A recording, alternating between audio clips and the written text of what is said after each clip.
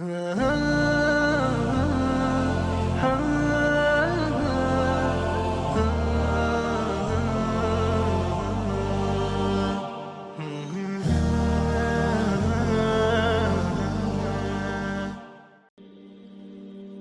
علیکم ورحمۃ اللہ وبرکاتہ۔ الحمدللہ رب العالمین والعاقبۃ المتقین والصلاۃ والسلام علی رسولہ محمد وعلی آلہ وآل بیتہ واصحابہ وازواجہ اجمعین۔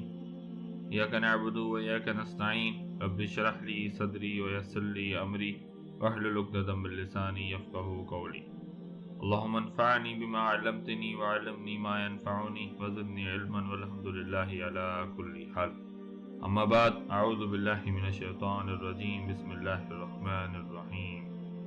غزوہ احزاب۔ غزوہ بدر رمضان المبارک دوسرے ہجری سال کو پیش آیا اور مسلمانوں کو اللہ کی مدد کے ساتھ فتح ملی۔ غزوہ احد شوال 3 ہجری سال کو پیش آیا اور چند افراد کی غلطی کی وجہ سے مسلمانوں کی فتح شکست میں تبدیل ہو گئی، جس میں 70 صحابہ رضی اللہ عنہم شہید ہوئے اور رسول اللہ بھی زخمی ہوئے۔ مسلمانوں کو اس بات کا بہت غم ہوا اور ان کی ہمت پست ہو گئی تھی۔ غزوہ احد کے 2 سال بعد ذوالقعدہ 5 ہجری میں اب قریش نے اپنے حلیف اور دوسرے قبائل کے ساتھ، جن میں یہود بھی تھے، ایک فوج تیار کی اور متحد ہو کر مدینے پر حملہ آور ہوئے۔ عرب میں اس سے پہلے اتنی بڑی فوج نہیں دیکھی گئی تھی۔ 12,000 کا لشکر مدینے پر حملہ آور ہونے کے لیے تیار تھا۔ کفار کی ہیبت نما فوج، کمزور ایمان والوں اور منافقین کا خوف اور بے اطمینانی کا نقشہ اللہ سبحانہ وتعالیٰ نے سورہ احزاب میں کھینچا۔ اذ جاءکم من فوقکم ومن اسفل منکم۔ یاد کرو جب لشکر آ گئے تھے تم پر، تمہارے اوپر سے بھی اور تمہارے نیچے سے بھی۔ اس مشکل حالات میں کمزور ایمان والوں اور منافقین کی کیفیت کیا تھی؟ اللہ سبحانہ وتعالیٰ نے فرمایا وَإِذْ زَاغَتِ الْأَبْصَارُ وَبَلَغَتِ الْقُلُوبُ الْحَنَاجِرَ وَتَظُنُّونَ بِاللَّهِ الظُّنُونَ۔ اور یاد کرو جب آنکھیں وحشت و حیرت سے پھرنے لگی اور خوف و ہراس سے دلوں کا یہ حال تھا کہ وہ گویا گلوں میں آ گئے تھے، اور تم اللہ کے بارے میں طرح طرح کی بدگمانیاں کر رہے تھے۔ یہ اللہ جل شانہ کی طرف سے ایک امتحان تھا اور ایک شدید امتحان تھا۔ اس امتحان کا بوجھ منافقین جھیل نہ سکے اور ان کی نجاست خبث ان کی زبانوں سے ظاہر ہونے لگی، جو اللہ نے قرآن میں بتایا۔ وَإِذْ يَقُولُ الْمُنَافِقُونَ وَالَّذِينَ فِي قُلُوبِهِم مَّرَضٌ مَّا وَعَدَنَا اللَّهُ وَرَسُولُهُ إِلَّا غُرُورًا۔ اور جب کہنے لگے منافق اور وہ لوگ جن کے دلوں میں روگ تھا کہ اللہ اور اس کے رسول نے ہم سے جو وعدہ کیا تھا وہ سب فریب تھا۔ دوسری جانب مومنین کی کیا کیفیت تھی؟ وَلَمَّا رَأَى الْمُؤْمِنُونَ الْأَحْزَابَ قَالُوا هَٰذَا مَا وَعَدَنَا اللَّهُ وَرَسُولُهُ۔ اور حقیقی مومنین کا اس وقت حال یہ تھا کہ جب انہوں نے دشمنوں کے لشکر کو دیکھا تو وہ پکار اٹھے کہ یہی تو وہ بات ہے جس کا اللہ اور اس کے رسول نے ہم سے وعدہ کیا تھا۔ یہ کون سا وعدہ ہے جس کا منافقین ایک طرف انکار اور دوسری طرف مومنین اس کی شہادت دے رہے ہیں؟ منافقین کا دعویٰ انکار یہ تھا کہ ہم سے وعدہ کیا گیا تھا کہ ہم کسر و کسرا کو فتح کریں گے، پر نوبت تو یہ ہے کہ ہم ایک تو فاقوں میں ہیں، اوپر سے چاروں طرف سے دشمن ہم پر حملہ آور ہو رہے ہیں، اور سونے پہ سہاگا سردی نے ہماری جان لے لی ہے۔ اس کے برعکس مسلمانوں کا دعویٰ حق یہ تھا کہ ہم سے وعدہ کیا گیا تھا کہ اللہ سبحانہ وتعالیٰ اور رسول اللہ صلی اللہ علیہ وسلم نے کہ اللہ سبحانہ وتعالیٰ ہمیں ضرور آزمائیں گے، اور وہ پورا ہو رہا ہے۔ وَلَنَبْلُوَنَّكُمْ بِشَيْءٍ مِّنَ الْخَوْفِ وَالْجُوعِ وَنَقْصٍ مِّنَ الْأَمْوَالِ وَالْأَنفُسِ وَالثَّمَرَاتِ وَبَشِّرِ الصَّابِرِينَ۔ اور ہم البتہ تم کو خوف و خطر اور بھوک اور مال و جان اور فصلوں کی تباہی میں مبتلا کر کے تمہارا امتحان لیں گے۔ جو ان حالات میں صبر کریں تو ان کو اے نبی بشارت دے دیجئے۔ کفار پورے عرب کو شامل کر کے، جن میں یہودیوں کے بھی قبیلے شامل تھے، مدینے کی طرف تیز رفتاری سے بڑھ رہے تھے اور اتنی بڑی فوج اکٹھا کر کے آئے تھے جو عرب میں کبھی کسی نے نہیں دیکھی۔ کل کفار کی فوج کی تعداد 12,000 تھی۔ اتنی بڑی فوج کا سامنا کیسے کیا جائے، اور حالات بھی ایسے کہ بھوک اور سردی جان نکال رہی ہو۔ اتنی بڑی فوج کا سامنا صرف اپنا دفاع کر کے ہی کیا جا سکتا تھا۔ تو یہاں سیدنا سلمان فارسی رضی اللہ عنہ نے مشورہ دیا کہ خندق کھودی جائے۔ عرب خندق سے بالکل ناآشنا تھے، پر سیدنا سلمان فارسی ایران کے تھے اور وہاں کی جنگوں کے مناظر دیکھ چکے تھے۔ تو سیدنا سلمان فارسی رضی اللہ عنہ کے مشورے پر خندق کا کام شروع ہوا۔ صحابہ خندق کھودنے میں لگ گئے اور رسول اللہ بنفس نفیس بھی اس کام میں شریک ہوئے۔ بھوک اور سردی کی شدت نے مسلمانوں کو تنگ کر رکھا تھا، اور بھوک تنگ نہ کرے اس وجہ سے صحابہ نے اپنے پیٹ پر پتھر باندھے ہوئے تھے۔ پر بھوک کی شدت اتنی تھی کہ پتھر بھی کارگر ثابت نہیں ہو رہے تھے۔ تو صحابہ رسول اللہ کے پاس گئے اور کہا یا رسول اللہ صلی اللہ علیہ وسلم، بھوک نے بدحال کر دیا ہے، اور اپنی قمیص اوپر کی اور کہا یہ دیکھیں ہم نے پیٹ پر پتھر باندھ رکھے ہیں، پر تب بھی بھوک برداشت نہیں ہو رہی۔ اس پر رحمت العالمین صلی اللہ علیہ وسلم نے اپنی قمیص مبارک اٹھائی اور صحابہ نے دیکھا کہ رسول اللہ صلی اللہ علیہ وسلم اپنے پیٹ مبارک پر 2 پتھر باندھے ہوئے ہیں۔ اس پر صحابہ اطلاع چپ ہو گئے اور واپس خندق کھودنے میں لگ گئے۔ صحابہ کرام رضی اللہ عنہم خندق کھودتے جاتے اور کہتے جاتے اللہم لا عیش الا عیش الآخرہ، اے اللہ سبحانہ وتعالی آخرت کی زندگی ہی اصل زندگی ہے، آخرت کا عیش ہی اصل عیش ہے۔ رسول اللہ صلی اللہ علیہ وسلم جواب دے رہے تھے فاغفر الانصار والمہاجر، اے اللہ بخش دے ان انصار اور مہاجروں کو۔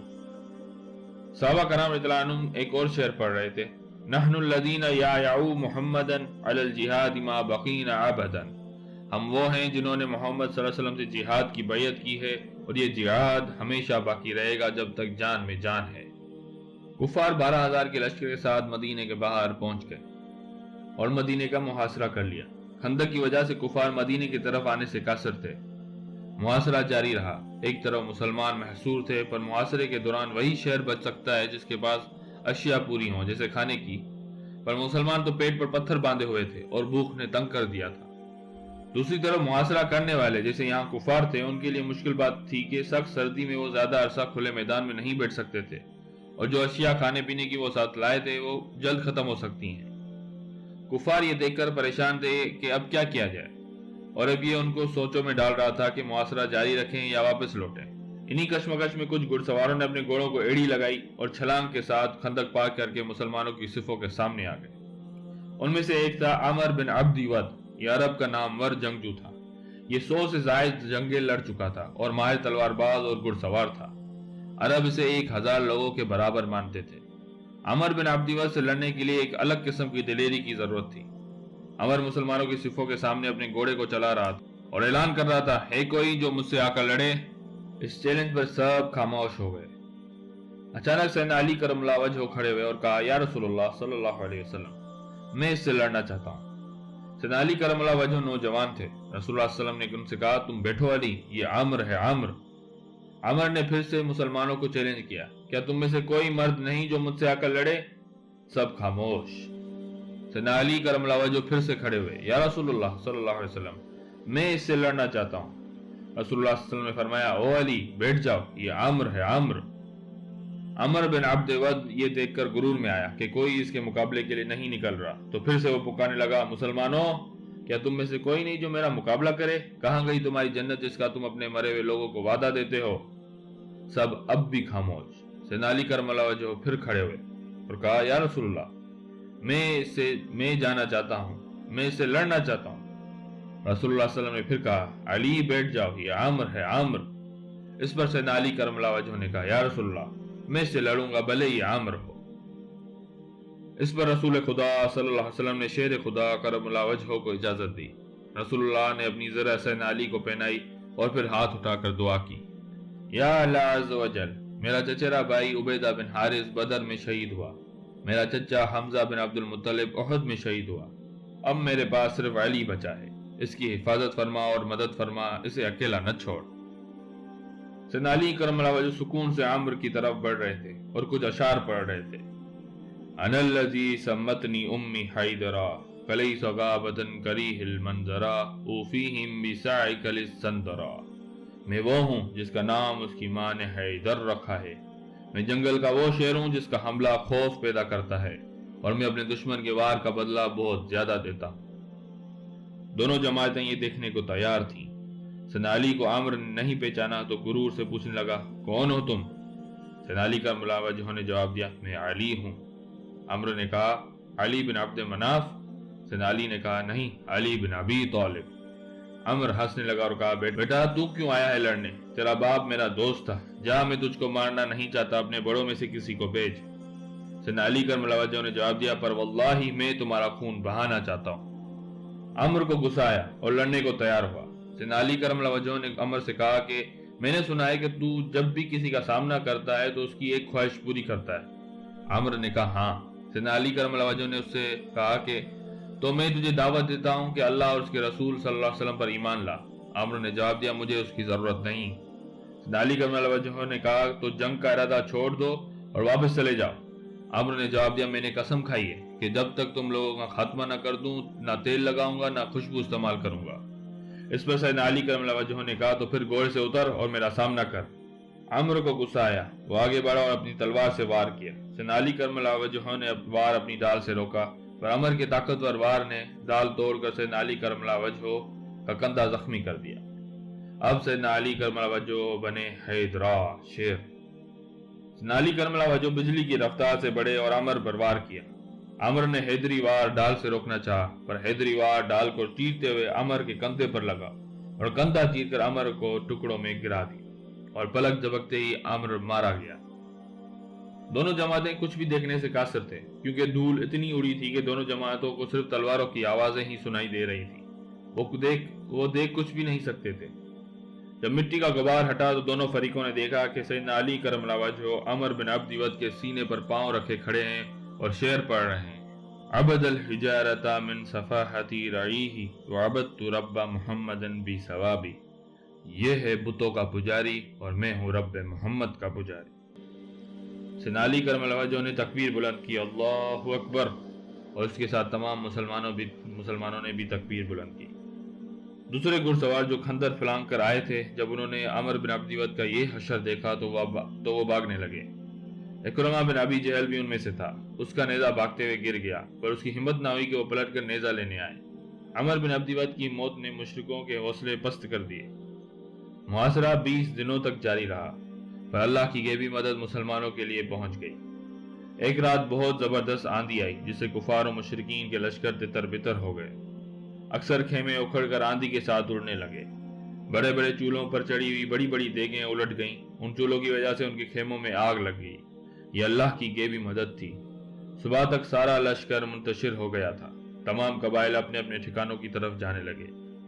اس کا ذکر اللہ سبحانہ وتعالیٰ نے سورہ احزاب کی 9ویں آیت میں بتایا ہے، یا ایہا الذین آمنوا اذکروا نعمت اللہ علیکم اذ جاءتکم جنود فارسلنا علیہم ریحا وجنودا لم تروہا وَكَانَ اللَّهُ بِمَا تَعْمَلُونَ بَصِيرًا۔ اے اہل ایمان، اللہ کا احسان یاد کرو جو تم پر ہوا، جب چڑھ آئیں تم پر فوجیں، پھر ہم نے ان پر بھیج دی ہوا آندھی اور فرشتوں کی وہ فوجیں جو تم نے نہیں دیکھی، اور اللہ تمہارے تمام اعمال کو دیکھنے والا ہے۔ 12,000 آدمیوں کی فوج ایک ہی رات میں منتشر ہو گئی۔ ابو سفیان سردار قریش نے یہ دیکھ کر کہا، ہمارے لیے آج کچھ بھی اچھا نہیں، اور صبح میں مسلمانوں نے دیکھا کہ فوج جا رہی ہے۔ یہاں رسول اللہ صلی اللہ علیہ وسلم نے صحابہ کرام کو خوشخبری سنائی، لن تغزوکم قریش بعد عامکم ھذا ولکنکم تغزونہم۔ اس سال کے بعد اب قریش تم پر حملہ آور نہیں ہو سکتے، بلکہ اب تم ان پر چڑھائی کرو گے۔ رسول اللہ صلی اللہ علیہ وسلم کو بخوبی اندازہ تھا کہ قریش نے کتنی محنتوں اور کوششوں سے اس عظیم لشکر کو تیار کیا۔ اپنے حلیفوں کو بلایا، یہودیوں کے قبیلے بنو غطفان، بنو فرازہ اور خیبر کے یہودیوں کو اکٹھا کیا، اور سب ناکام گیا۔ تو رسول اللہ صلی اللہ علیہ وسلم نے اس پر اپنے صحابہ کو یہ خوشخبری دی، اور جو 100% سچ ہونی تھی، اور فتح مکہ تک قریش پھر سے مدینے پر چڑھائی نہ کر سکے۔ تو یا اخوانی، یہ آج کے لیے انشاءاللہ حاضر ہوں گا اگلی ویڈیو کے ساتھ۔ اللہ میرا کہنا اور آپ کا سننا قبول فرمائے، اور ہمیں رسول اللہ صلی اللہ علیہ وسلم کی زندگی پر عمل کرنے کی توفیق عطا فرمائے۔ آمین۔ فی امان اللہ۔